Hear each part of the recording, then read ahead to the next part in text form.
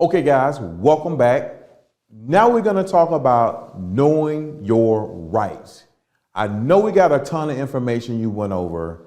It could be overwhelming, but now you're down to the final straw. This is where the rubber meets the road. This is where you're able to take everything that we talked about, everything that you learned, and you're able to apply it and put yourself in the best position possible on how you can raise your credit score 100 points in 30 days. Okay, so let's dive in. Knowing your rights, you got to first of all protect your position. Okay, just because you fell on bad times, just because you owe the debt, remember, our whole mantra is just because something is true doesn't make it accurate. It may be true you owe the debt, but if you are looking at it from a procedural standpoint and that company is not following the law the right way, guess what? You're in the right, they're in the wrong, and you got to know how to protect your rights. So, do you know what your positioning is? If you don't know what your positioning is, go look at all the previous videos and information we put out about this stuff. Okay, the first thing you got to do is make them prove it. Okay, they say you owe the debt, whatever, make them prove it.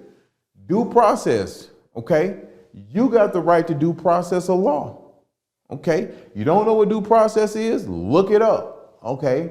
If you live in America and you've been in America all your life, you never looked at the United States Constitution, never looked at the Bill of Rights, I'm not going to even go into that. You need to go and do some research and look up what due process means, because that's the difference in you leveraging the information we're talking about and everybody else out there that's asleep, okay? Lawful notification letter. When you send over lawful notification to whoever, in this situation we're talking about the creditor or the collection agency, you got to get them lawful notice before you move forward and act. Now, we talked about the public official method, and you got all that information and data already together. So all we're going to do at this point is repurpose that information in this scenario, okay? We're going to go by ESI proof of claim letter. That's electronically stored information proof of claim, and our electronically stored information debt verification letter, okay? Now, what's due process? Due process, I said I wasn't going to tell you, but I'm going to tell you. Due process is a requirement that legal matters be resolved according to established rules and principles, and that individuals be treated fairly, okay? So you got the right to be treated fairly. Due process applies to both civil and criminal matters. What are the 4 due process procedures, okay? Possibly guaranteed procedures, notice of the proposed actions and the grounds asserted for it, opportunity to present reasons why the proposed action should not be taken.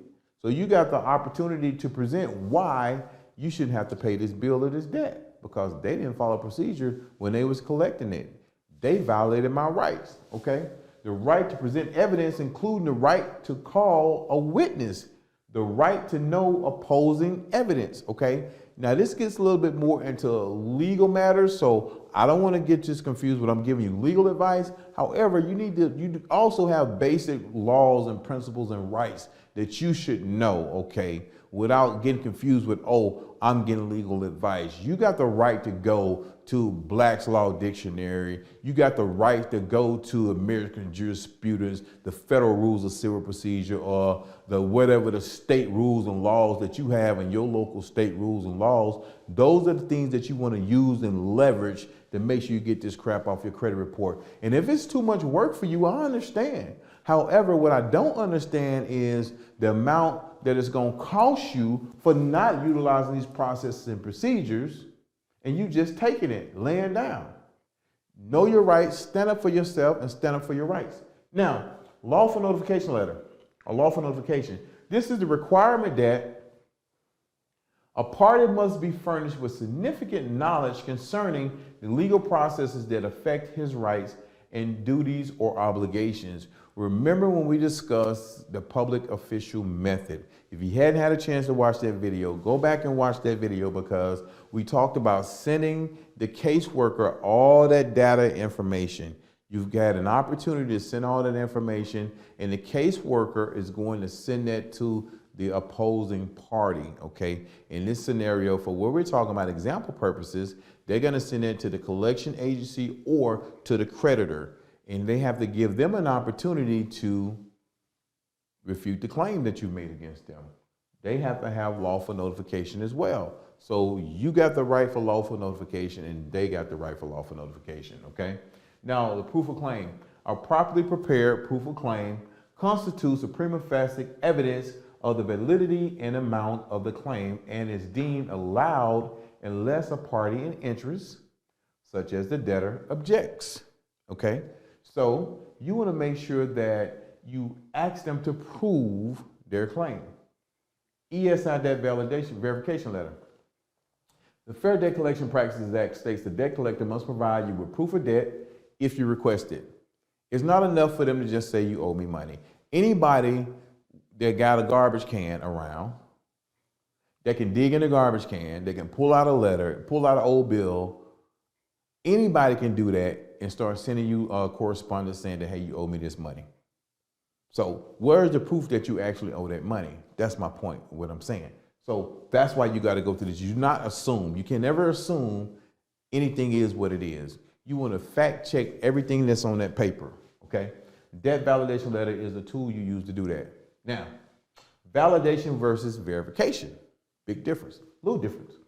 Debt validation letter in the trustee's sense comes from the debt collector. This is the written notice from the debt collector containing all the particulars of the alleged debts, such as the amount, who the creditor is, etc.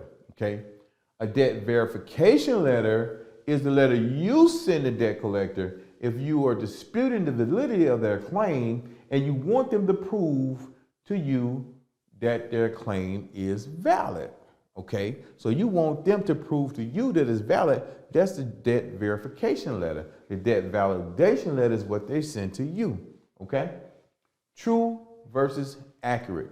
Been talking about that for a while. True versus accurate. The actual state of things, this is the meaning of true, the actual state of things. In contracts, the parties are bound to tell the truth in their dealings, and a deviation from it would generally avoid the contract, okay? Generally avoid the contract. Now we're gonna get into a little legal jargon and talk right here. I am a paralegal, however, I'm not giving you legal advice. Matter of fact, I'm not even here on this video. I don't know who this is. However, truth is the actual state of things. Think about that. The actual state of things is the truth. So, and even concealment or suppressio veri will be considered fraudulent in the contract of insurance, okay? So you can actually go look that case up. And this is something I got offline at a legal site, but I wanted to give you a good, clear definition of truth.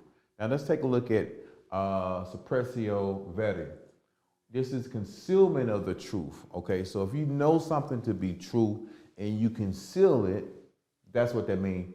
It is a rule of equity as well as of law that a suppressio veri is equivalent to a false statement, basically, and where either the suppression of the truth or the suggestion of what is false can be proved in a fact material to the contract, the party injured may have release against the contract. So if you know something was true and you conceal the fact, let's say it's a car accident that happened and you know it's true that you didn't fix the brakes properly, let's say the company knew that the brakes wasn't right, but they sold it under false pretense that, hey, everything is okay and good with this car, with this item here, but someone has an accident. Who's it fall back on? It's gonna fall back on the person who did not disclose that those brakes was messed up and faulty. There's a lot of people in the chain of reaction to that, so we're not gonna get into the weeds with the law, but the fact of the matter is, when you're looking at this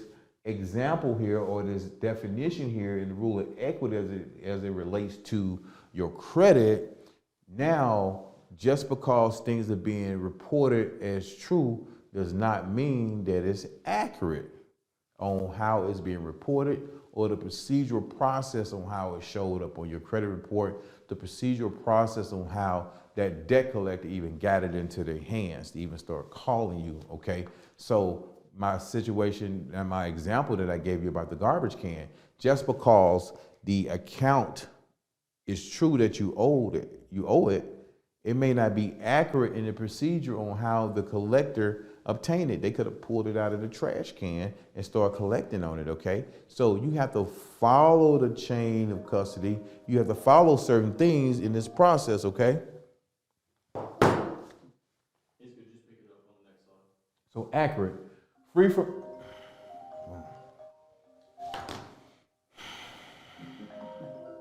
I'm recording. Call your mom.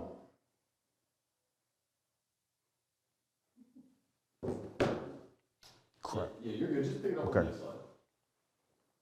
Okay. So let's talk about accurate. Accurate is free from error or defect.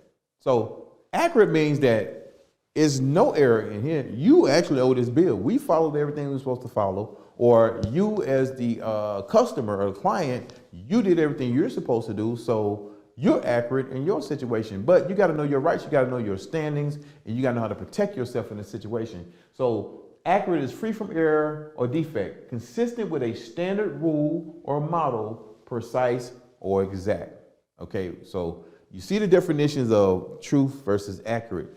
That's why you have the ability, you have the right to challenge anything that's negative, inaccurate, erroneous, or obsolete that's placed on your credit profile.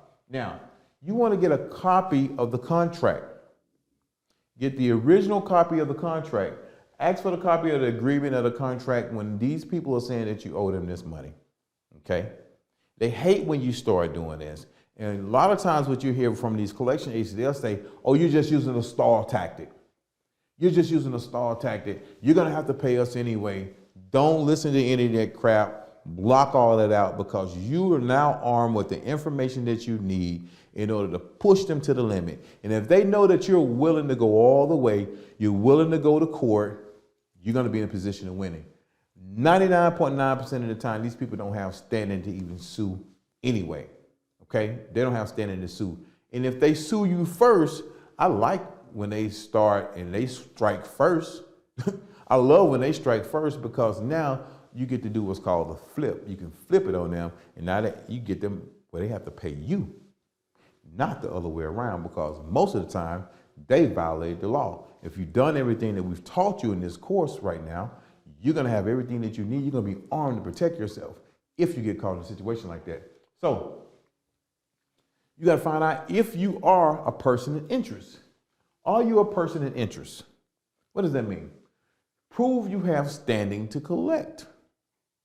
Mr. Collection Agency, are you a true person in interest in this account? Last time I checked, I signed the agreement with XYZ creditor, not ABC Collection Agency. So if they can't prove that they're a person of interest, you got the right to get that thing deleted off your credit report. Now, question to ask a collector: are you a third party? Ask them if they're a third party. Yeah, we're a third party. We were hired to, I don't want to hear that. I want to talk to the original creditor. When they turn it over to our account, and the original creditor, you don't have to talk to the original creditor, because now we own the debt. We own the account. Oh, you do. You own the account. You own the debt, right? Ask them for the assignment of the debt. They got to have a proper assignment of the debt, and the assignment is assigning the positioning and the control over to the new party. If they don't have a proper assignment of the debt, they still don't have standing to collect the debt, and they don't have standing to sue you either. So that's when we say, bring it. Bring it. Bring on the fight, because now you got the tools, you got the weapons that you need in order to go to bat and defend yourself. Statute of limitations. Let's look at the statute of limitations. You want to discuss the time limit for each alleged debt the debt collector is attempting to collect. Every state has a statute of limitation on debt. There's a statute of limitation on automotive loans, credit card bills, statute of limitation where you can bring a claim, So you want to look up your state statute of limitations, or consult with your attorney, ask an attorney, what's the statute of limitation on, this particular debt in our state. But most of the time it's something that you can go online, you can Google, you can find out what the statute of limitations is, or go to the law library. You know, that's a place where a lot of people are not hanging out at, got tons of resources, tons of information. And you typically, 9 times out of 10, you're gonna find somebody hanging around that you can ask a question. They can point you in the right direction. Just definitely a librarian, they can point you in the right direction where you can look at the statute of limitations in your state and find out what the statute of limitation on that debt is they're trying to collect. And if that debt has been expired, they can't legally even collect that debt. If they're not even incorporated in your state, they can't even collect that debt. So those are the things you want to know, how to position yourself when you're arguing and defending yourself in these situations. So the debt collector's failure to respond when you demand them to prove their claim. Okay? When you demand that they prove their claim and they don't respond, that's a reason for that to be deleted off your credit report. Okay? If you fail to respond, when they send you a letter saying you got 30 days to respond, this is an attempt to collect the debt, you're in the wrong as well. So you failing to respond, that is them failing to respond. So as soon as you get that letter, as soon as you get that information saying that you owe this debt, it's on, it's war, and you got to start learning how to dance when you're dealing with that situation. It's like a dance, okay? It's a dance, and you got to know when to use certain strategies. You got to know when to use certain letters and communication with these people as well. So that's it. I told you it was a lot of information. I'm going to also give you a copy of the ESI debt validation letter that I just discussed. I'm going to give you a copy of the ESI proof of claim letter, and I'm going to give you a bonus copy of the ESI affidavit that you can use in your everyday process to help you raise your credit score 100 days. So guys, I appreciate you taking a look at this information. This has been Emmanuel Michael with Business 101 and Right Brain Digital Solutions. And as always, the results are real.